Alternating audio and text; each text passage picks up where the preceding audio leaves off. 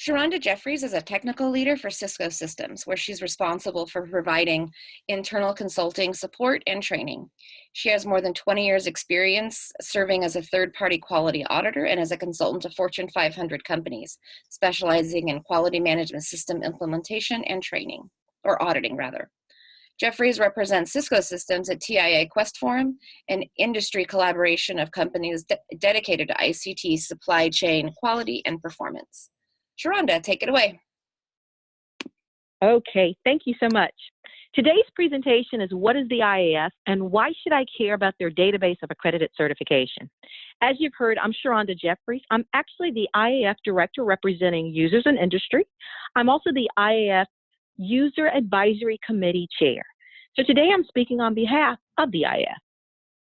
Now, many of you have heard of management system standards. You've heard about ISO 9001, ISO 14001 for environmental, ISO 13485 for medical device, ISO 27001, one of the newest players in the game with regard to information security, TL 9000 for telecom or ICT, the IATF, the automotive industry 16949, and also the IAQG 9100 for aerospace.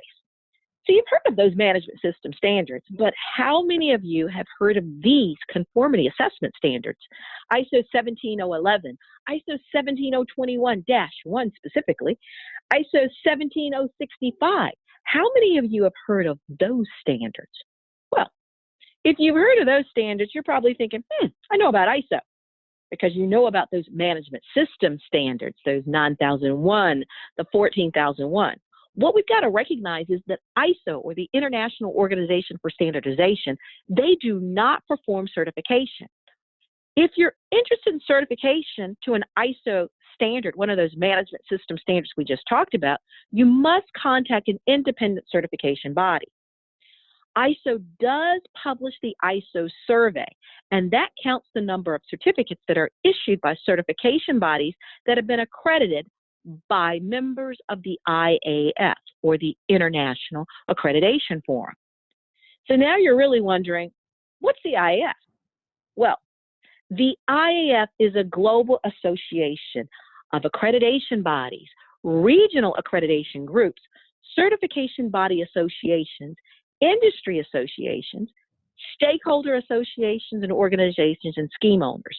They all work together. Why do they work together? They work together to make sure that they're providing accredited certification of management systems, as we just talked about those management system standards, of products, processes, services, and personnel. Now, here's how they work together. Here's the hierarchy of accredited certification. You've got the IAF, the International Accreditation Forum. It's responsible for providing oversight and governance. There's a multilateral recognition agreement, or an MLA. Accreditation bodies are recognized by the IAF, and they're signatories of the MLA. That means they sign on to the MLA, the multilateral recognition agreement. This helps to promote the IAF's certified once, accepted everywhere concept. So those accreditation bodies, they're going to accredit CBs. Now, a CB is a certification body. The certification body is the entity that's accredited by the AB. They're the organization that actually certifies those that want that certificate. Now, certification bodies, also known as CABs, or conformity assessment bodies, throughout today's presentation, we're going to refer to them as certification bodies. They may be members of associations like IAOC or IQNet or IAAR. The organization, that's the entity that actually gets the certificate issued. So they're going to achieve accredited certification to one of those management system standards that we talked about. You know, the ISO 9001, the ISO 14001. So the organization is going to get the certificate, and here's why. The reason why organizations request certificates to those management system standards is because customers and consumers and industry organizations and also government regulators, they're going to say, show me your certificate. I'd like to award you this contract. Show me your certificate. I'd like to award you this bid. Show me that certificate. And so because organizations are trying to achieve this certificate, they really are looking for a way to say, hey, I've been certified once and I'm accepted everywhere. And so that's one of the IAF's main objectives. They develop and maintain that multilateral recognition agreement. They act as a forum to facilitate global trade. They develop harmonization of best practices with regard to certification.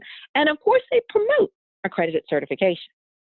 So we've talked about who the IAF is, what the IAF is. We've talked about them, but what about this database, Sheronda? So you're probably still wondering, okay, we got it. What about this database? So there are a lot of organizations claiming, I'm ISO 9001 certified. Lots of organizations claiming that. One thing we've got to be cognizant of is that effective September 15th this year, all ISO 9001, 2008, and also all ISO 14001, 2004 certifications, they're going to expire or they're going to be withdrawn. So let's just think about that. Effective this year, if an organization has a certificate to ISO 9001, 2008 or ISO 14001, 2004, it's going to expire. It's going to be withdrawn.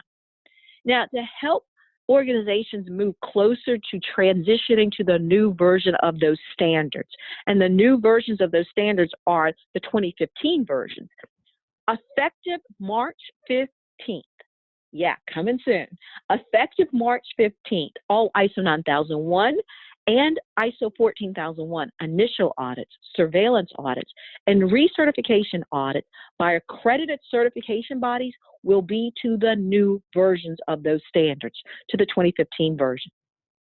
Now, to help relieve some of the anxiety of this March 15th date, helping to push towards the September 15th date, between those dates, the outcomes of the audit shall not affect the ongoing status of the certification. So you don't lose your certification.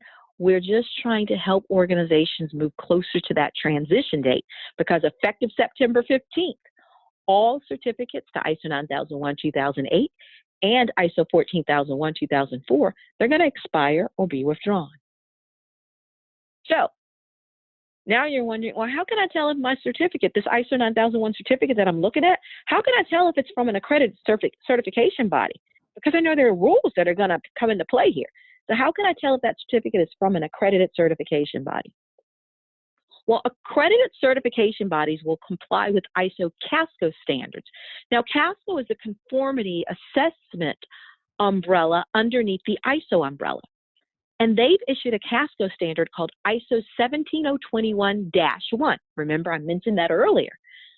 This conformity assessment standard, the -1, it was updated in 2015, and it specifies what is required on certificates. What's required to be on the certificate? Well, the company's name, the company's location, the management system standard used. So whether or not it's a 9001, whether or not it's an ISO 14001, whether or not it's an ISO 27001. The scope of the certification, also known as the boundary of the certification, what's in scope, what's in bounds.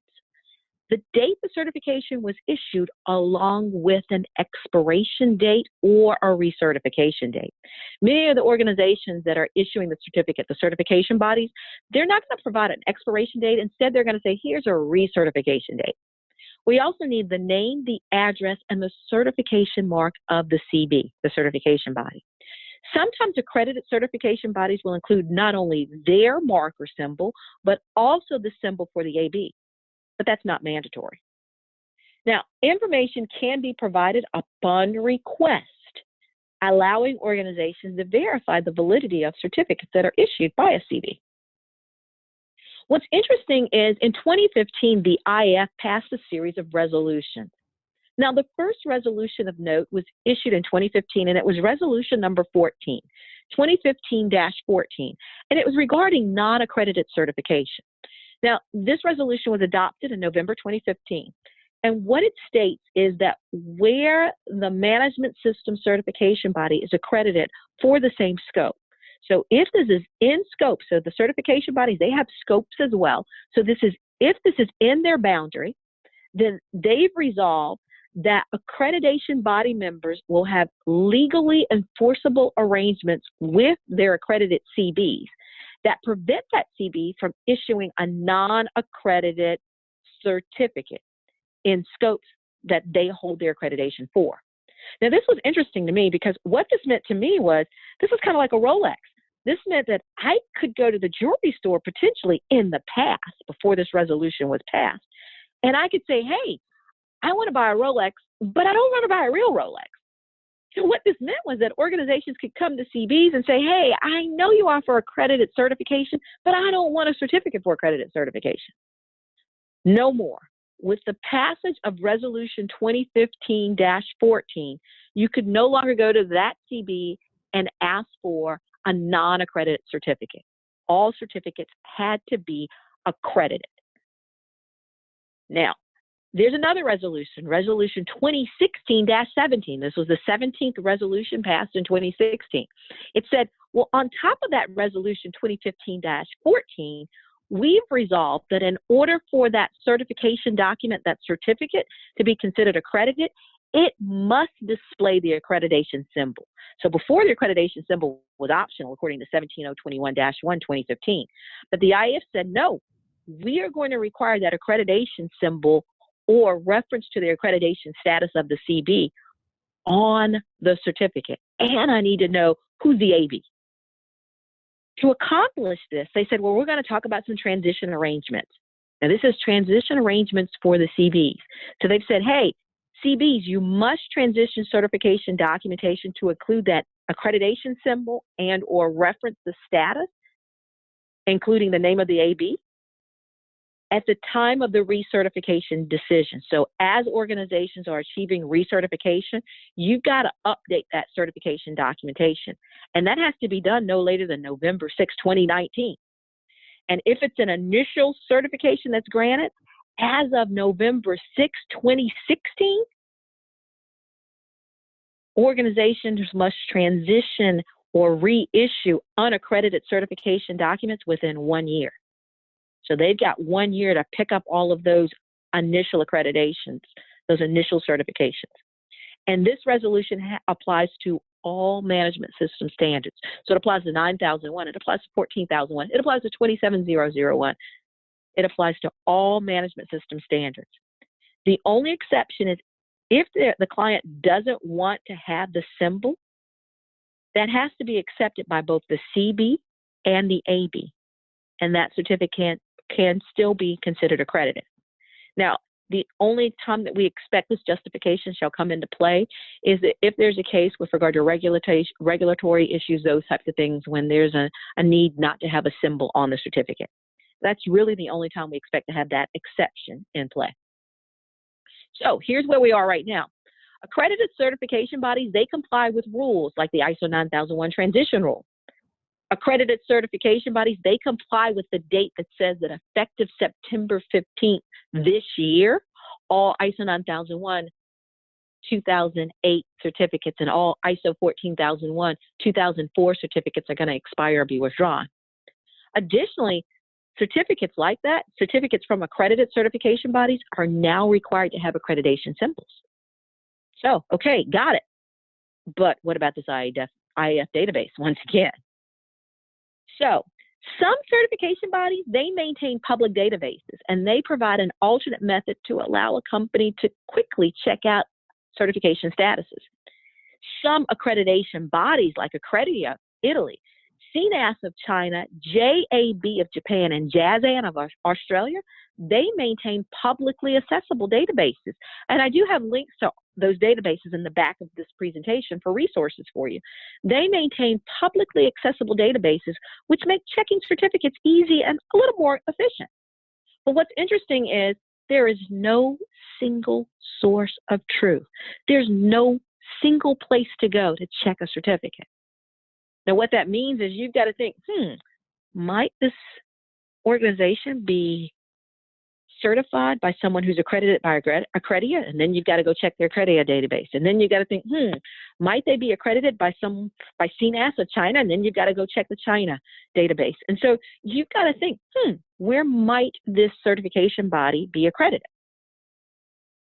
With a single source of truth, it's one-stop shopping.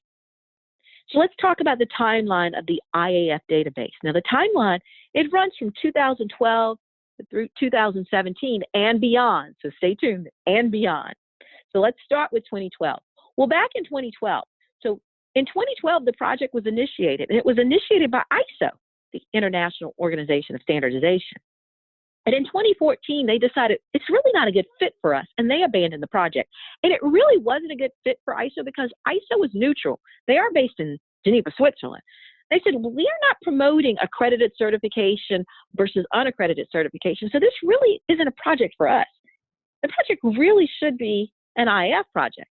And so with that said, in 2014, the IAF picked up the project, and the IAF database was proposed in October 2014. That's when the IAF began work. The IAF created a database management committee as a task force, and that task force was established in March 2015. In December 2015, the IAF agreed on some principles, and we'll talk about those principles. And those principles have to be achieved with regard to the IAF database. In November 2016, the initial business case was approved by the IAF. In 2017, that's when the IAF DMC, or Database Management Committee, it was agreed that we would proceed with the database, and an LLC was formed as a limited liability company. In 2017, the LLC selected a database provider, and in 2018 and beyond, work continues with regard to the IAF database. These are the database principles. There are 14 principles in total. I know it's a lot to see. What we're going to do is we're going to highlight just a couple of these principles. We're going to highlight and talk about principle number 4, must be self-funding but revenue and expense neutral. We're going to highlight and talk about principle number 9, establish a governance and operational structure that includes the IAF ABs, CBs, and user members, and that's not dependent on the IAF Secretariat. We're going to highlight and talk about Principle 12, data is to be limited to information necessary to confirm that a certificate is valid. We're going to talk about principle number 14, which talks about how do we protect the data. So again, we're going to talk about 4 of these 14 database principles, and these principles, they still remain true with regard to what the IAF has agreed and what the database is intended to do, how it's intended to function. So first, let's talk about principle 4, self-funding. The database must be self-funding but revenue and expense neutral. Now, what's interesting with regard to this is we're not intending this as a for-profit entity. The IAF database is not intended as for-profit. It's intended to be revenue and expense neutral. Now, to help out with regard to this, those organizations, or those accreditation body organizations that have their own databases, JAB, CNAS, Accredia, JASN, we see their symbols at the bottom here. They all agreed to import their data upon approval from the affected stakeholders. That's going to provide a flying start to populate the database. That's going to give a flying start with regard to information in the database. Principle number 9 comes to governance. And the IAF has agreed to establish a governance and operational structure that includes the IAF's ABs, CBs, and also user members, and that's not dependent on the IAF Secretariat. We've established a limited liability company, an LLC, to operate the database, and that LLC, it's a legal entity, both legally and financially responsible for the database. Personnel for the LLC, they're going to be appointed by and report to the IAF board. We're in the process of doing those activities right now. Let's move to principle 12, data. What data are we talking about that's going to be in this database? Well, the data is to be limited to information necessary to confirm that an accredited certificate has been issued by an IAF accredited CB. It's going to be limited to the stuff that's in 17021-1, specifically looking at clause 8.2. This is stuff we talked about previously: the name, the geographical location of the organization, the certificate issue date, the certificate number, the management system standards, the scope or boundary of the certification, and the name and the address of the CB. We're limiting it to the information that allows you to check the status of the certificate. That's what we're focused on. Now, we're talking about data, so we've got to talk about Principle 14, security. The IAF database will have controls necessary to prevent or limit unauthorized data mining. We don't want to have competitive poaching that happened with some precursors to the IAF database. There used to be something called the Quality Systems Update Directory, and a lot of folks said, hey, that's being used to poach clients from CBs. And so we're not trying to have that occur. We're trying to prevent competitive poaching. We're also going to have other security measures in place as well to ensure data integrity and to protect against unauthorized access to and use of the data. Some of the things we're investigating is the number of certificates that could be validated per day. We're saying perhaps we limit it to a maximum of 5. And maybe there's 20 validations per day with regard to each sign-in. So you can only have 20 total for the organization. These are things that we're just thinking about. IP tracking, we're definitely thinking about that. And again, we're going to have the valid or invalid certificate data. We're not going to have expiration dates. We're going to say, is this certificate valid? That's what we're focusing on. How can an organization tell if a certificate is valid or invalid? That's our focus, not when the certificate expires. Lots of organizations have said, we are in support of this database. Now, remember, I'm the director at the IAF representing user and industries. So when it comes to user and industry support, hey, guys, we had it. We heard from the Energy Management Working Group, or the EMWG, of the Clean Energy Minstrel. And they said, hey, we're in favor of the database. They actually provided a letter, and you'll see a screenshot of the letter shrunk in small size on the screen here. Concept of the Italian Ministry of Economy and Finance. They've said, hey, we're in support of the database. ISO Technical Committee 176, that's the entity that's responsible for the ISO 9001 standard. They've said, we resolve at our last plenary to convey to the IAF our strong support for the development of the Directive of Accredited Certifications to ISO 9001. TC 176, the international organization, they said, we're in favor of this. And not only did ISO TC 176 say that they were in favor of it, but the U.S. Technical Assistance Group to ISO TC 176, the U.S. entity, said, hey, we're in favor of this. 93% of the folks surveyed at the U.S. Technical Assistance Group, ISO TC 176, said they saw value in the IAF database and that they would use the database. That survey, the intent of the survey was to gain knowledgeable user input. Now, the TAG membership, they were considered to be knowledgeable. They're folks that are directly involved in the U.S. with providing input on updates to the ISO 9001 standard. The membership is comprised of about 48% company membership, 34% consultant membership, and this is at the time that the survey was conducted. This was back in February 2016. We had a 49% response rate, and as I said, 93% saw value. 81% of those responding said that, yeah, they're going to use the database to investigate certificate validity. 73% said, hey, I'm going to use it to search out who I'm going to do business with, external providers.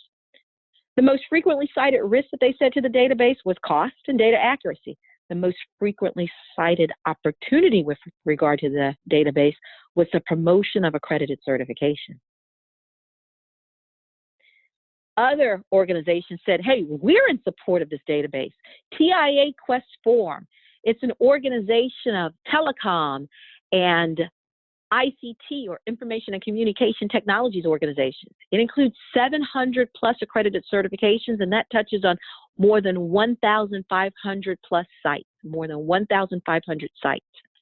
They've said, we're in support of the database. Their membership includes organizations like British Telecom, ZTE, Verizon, Cisco, Fujitsu. The aerospace industry, the IAQG, said, hey, we're in support of the database. That's more than 19,000 accredited certifications worldwide, more than 19,000 accredited certifications worldwide. That's organizations like Boeing, Rolls-Royce, Airbus, and Subaru. And also the Dental Trade Alliance, or DTA. They said, hey, we're in support of the database. They promote ISO 13485, or medical device accredited certifications, throughout the industry. And their membership includes 3M, Amazon Business, Procter & Gamble, and Colgate. So again, we heard from users, we heard from industry, and they were in support of the database. The benefits of the IAF database, it's hopefully going to reduce counterfeiting. It's going to reduce folks from saying, hey, I need your certificate with the logo on it. Can you give me one of those? It's also going to increase accuracy and efficiency. It's going to increase the credibility of accredited certification. It's going to increase the marketing opportunity for certified companies. You've heard some of the U.S. tag members for TC 176, for ISO TC 176, they said, I'm going to use the database to search for external providers. And it's going to reduce cost and time. The database will serve as a reliable single source of truth. Again, remember the principles. It's not intended to be a for-profit entity. It's intended to be revenue neutral, expense neutral. So where are we now? Well, we know that accredited certification bodies, they comply with rules like the ISO 9001 transition rule. So that September 15, 2018 date comes to play. We know that certificates from accredited certifications are now, certificates from accredited certification bodies are now required to have accreditation symbols. And we know that the IAF database will provide a single source of truth for accredited certification. If you have a chance, I encourage you to visit the IAF website. You'll find the IAF website at iaf.nu and check out the IAF Database of Accredited Certification video. It will explain to you more about the concept of checking accredited certificates versus non-accredited certificates, and it'll provide you with some interesting information on how the database can be used. In September 2018, the IAF will host an IAF Industry Day in Singapore in conjunction with our meetings there. For the IAF Industry Day meeting that's occurring in Singapore, we're inviting all end users, regulators, and industry representatives who recognize the importance of reducing risk and increasing confidence as it relates to health, safety, environmental conditions, as it relates to those management system standards we were talking about, ISO 9001, ISO 14001, ISO 27001, and ISO 13485. We're engaging folks in some lively panel discussions.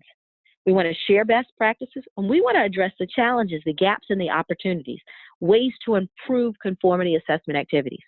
We'll also have a retrospective on the ISO 9001 and ISO 14001 transitions because, hey, remember, effective September 15, 2018, all certificates to ISO 9001, 2008, and ISO 14001, 2004 will expire or be withdrawn.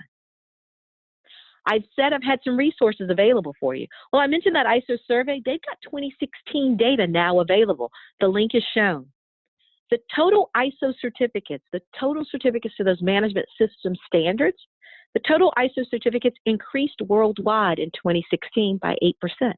The total ISO 9001 certificates, which is the most popular management system certificate, the total certificate increased 7%, and that includes ISO 9001 2015 certificates. The total ISO 14001 certificates increased 8% from the previous year, and that includes ISO 14001 2015 certificates. If you're interested in checking out some of those resolutions I mentioned or that video, you can go to the IAF website, www.iafnu. There's a transition communique that talks about that transition data as far as the information that I shared, talks about that March 15, 2018 date, as well as that September 15, 2018 date. There's the IAF Database of Accredited Certificates. If you're interested in learning more specifically about the database itself, there's a link there. If you want to know more about how accredited conformity assessment can be used in your supply chain, there's an article that's been published at the Auditor Online. You can check out the article. It's called The Benefits of Accredited Conformity Assessment in the Supply Chain. The link is shown. ANAB, which is the accreditation body located here in the U.S., they've published a What to Look For on a Certificate. The link is shown. And additionally, QuestForm Academy has 2 webinars, the IAF and Why It Matters, and the Science Behind the Accredited Certificate. Both of those webinars were presented by ANAB's Natalia Larimore, and you'll see that they were presented in August 2017 and also December 2016. The links are shown. Additionally, I've included links to those directories and databases that I mentioned. I've got the link to JB's database, the link to CNASA's database, the link to Accredia's database, the link to JASN's database. The IAAR, the Independent Association of Accredited Registrars, they maintain an online directory that's available to the public, and IQNet maintains a database of registered organizations as well. Lastly, many certification bodies, they maintain directories and databases that are available to the public too. With that said, thank you guys so much for listening in. If you'd like more information as it relates to the IAF, if you represent a certification body or an accreditation body organization and you want to learn more, you can contact the IAF Secretariat. If you've got a complaint with regard to your certification body and even the accreditation body, you can contact the IAF Secretariat as well. Ms. Elva Nielsen, her email is shown as well as the website. With that said, thank you guys so much. Again, I'm Sheronda Jeffries. I represent the IAF Directory for Users and Industry. This ends today's presentation. Thanks for attending.